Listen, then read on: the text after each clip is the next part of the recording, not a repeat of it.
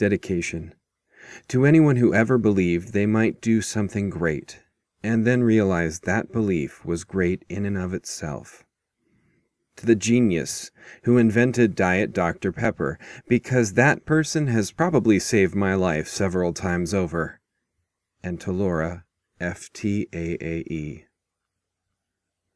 Prelude. Fallen. The Last Flight of an Angel. From POTUS, D. Peters at secured.whitehouse.gov to XXX at secured.whitehouse.gov. Sent Thursday, May 29, 3:32 p.m. Subject, outbreak. How the hell did this happen? How am I being put in the position of ordering a strike on U.S. citizens?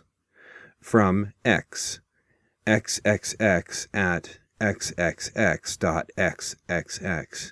to Dickie, D. Peters at secured.whitehouse.gov. Sent Thursday, May 29, 3:32 p.m. Subject, Ray, outbreak. Temper. Sometimes these things happen. Containment is the priority, not your poll numbers. Besides, when it comes out that you acted decisively and saved millions or billions of lives, you'll get reelected again, if not just made dictator for life.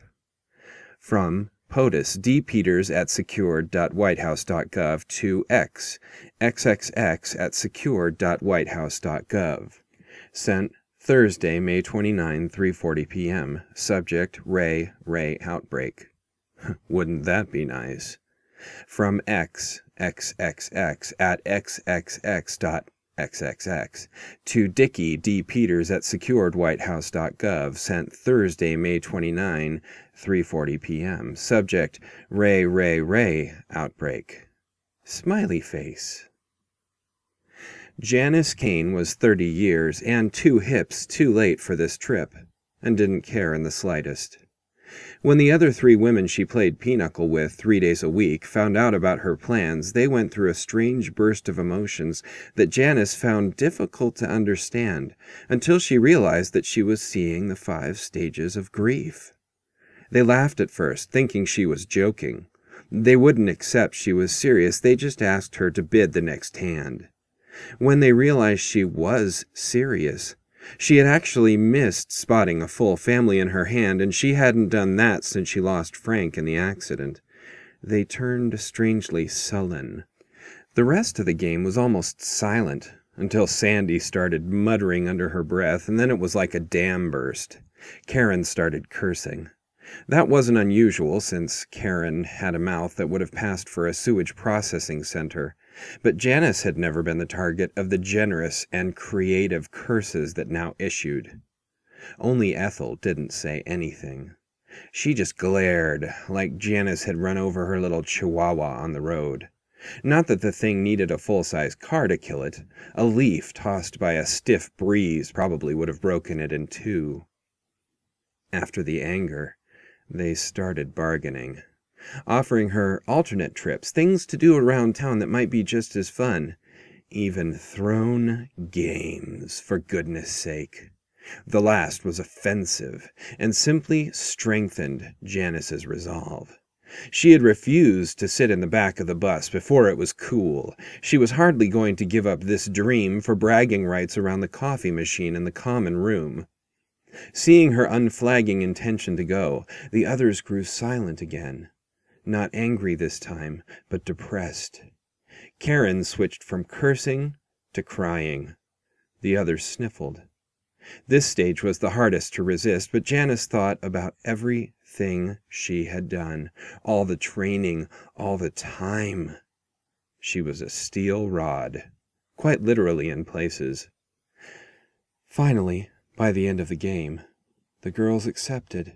They nodded, they blessed. And Janet flew. She had little trouble getting into the plane, but quite a bit getting into her seat. No surprise there. A pair of fused hips kept her from bending at the waist without extreme difficulty. Even in a first-class seat, she barely had enough room to maneuver herself into place. If I can't get into a damn seat, how am I going to climb Kilimanjaro?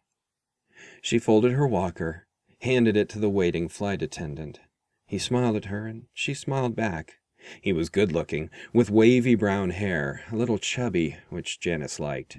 Frank had been chubby, which he hated, but she liked a man with something to grab onto.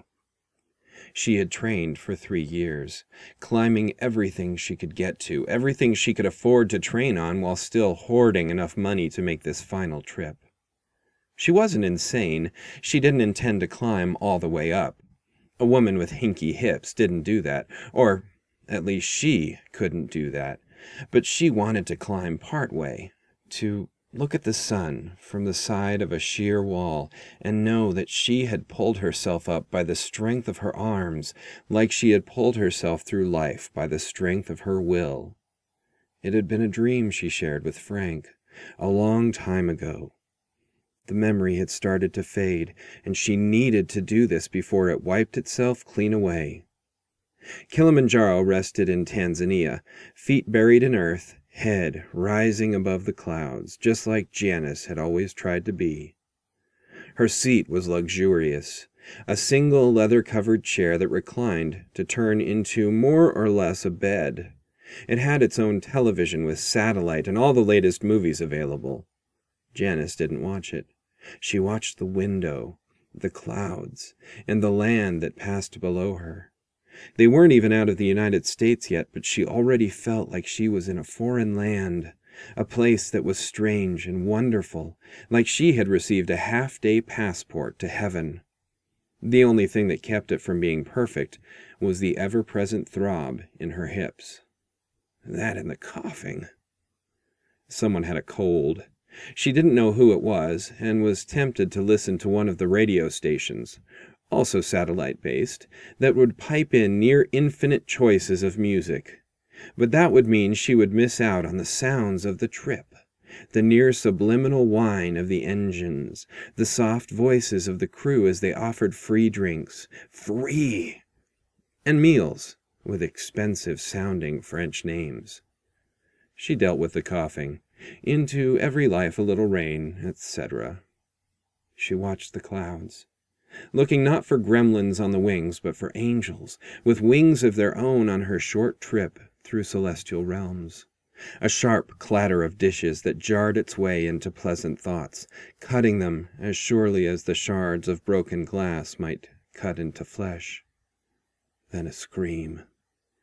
Janice had heard screams like that before. She had seen a man beaten to death in front of her once. A pair of men who were afraid, because some buildings fell down, found another man who looked like the thing they had decided to fear, and they killed him. He screamed like that. The whine of the engines disappeared.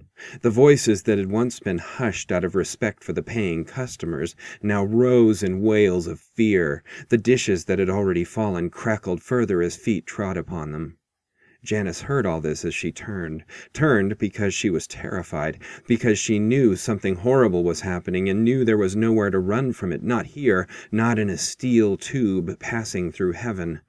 And so knowledge would be infinitely preferable to ignorance, perhaps a matter of survival.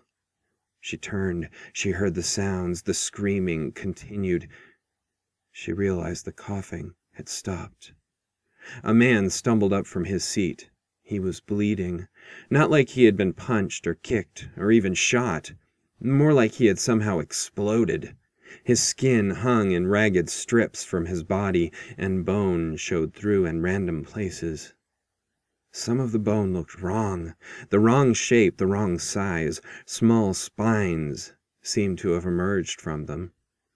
One of the man's hands was gone. In its place, a blistering globule that seemed almost like a bubble of pus, like he had rotted from within, and now the rot was too great for his skin to contain. What's happening?" he managed. Then he slumped, his one hand and the ball of rot that had replaced the other flung forward. Another passenger in the middle aisle hadn't managed to get up. He looked like a businessman, middle-aged, with CEO hair and a strong chin. He was pushing himself back as the dead man, "Is he dead? He has to be," fell forward, and now managed to fall over the side of the luxury chair. Only his foot remained on the leather as he plummeted into the far aisle, colliding with the legs of one of the female flight attendants. The dead man's hand touched the businessman's foot. The businessman, who had looked strong and healthy only a moment before, immediately vomited up so much blood Janice wondered how he could still be alive. The flight attendant, against whom the businessman had fallen, did the same a moment later. More screams, so much blood. Janice had been wrong. There were worse things than ignorance. This was worse, so much worse. People were coughing, gagging, blood everywhere. Janice looked away. She hadn't looked away when Frank died. Hadn't looked away when the doctors told her how bad her hips were going to be for the rest of her life. Now she looked away. Back out the window, back to the clouds, back to heaven. She tried not to think about the obvious. Couldn't help it. Disease. Has to be a disease. And if it's this bad, then we are all dead. All dead before we even land. As if to answer her thought with a worse one, the plane suddenly tilted wildly. The whine of the engines grew to a fever pitch, a scream that momentarily overshadowed the other screams in the plane. She wondered what was happening in the locked cockpit, if there were men or women up there who were covered in blood and pus. She kept looking out the window. Please save us, Jesus. The clouds were placid. They did not seem to notice the blood among them. Then one of them did take notice. It moved. Just a puff. Then suddenly it tore itself apart. It exploded upward, and Janice wondered if this was an answer to her prayer. Then she saw the cloud hadn't torn itself. It had been torn. The missile struck the side of the plane, and both exploded in a fireball that incinerated everything. Oddly, the only thing bigger than a basketball that made it to Earth was a charred walker. And Janice, in her last instant, chose to focus on the clouds that were once again constant and quiet. Her hips did not hurt. She smiled.